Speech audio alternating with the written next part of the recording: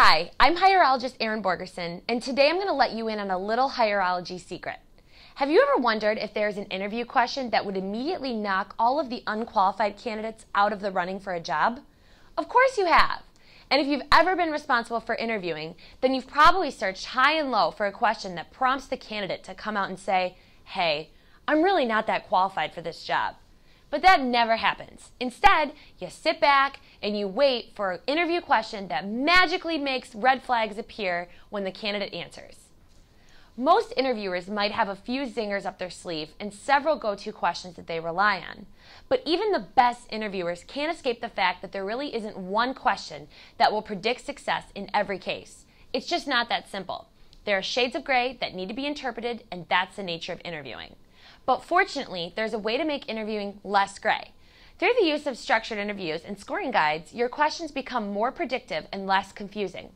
So for those of you who are watching this video because you thought there might be a magical question awaiting, here it is.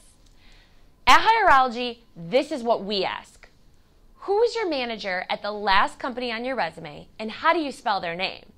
On a scale from 1 to 10, with 10 being the highest, how do you think this manager would rate your performance and why?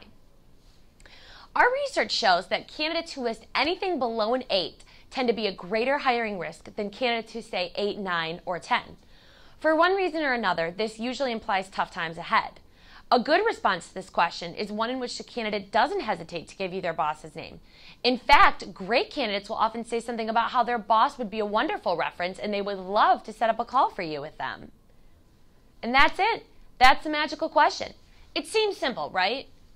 A more descriptive scoring guide for this question and others can be found in the phone screen guide inside Hireology. As we mentioned earlier, an iffy score on this question should not automatically eliminate a candidate from the running, but it sure should raise those red flags. Don't have a Hireology account? Start one for free today, right here.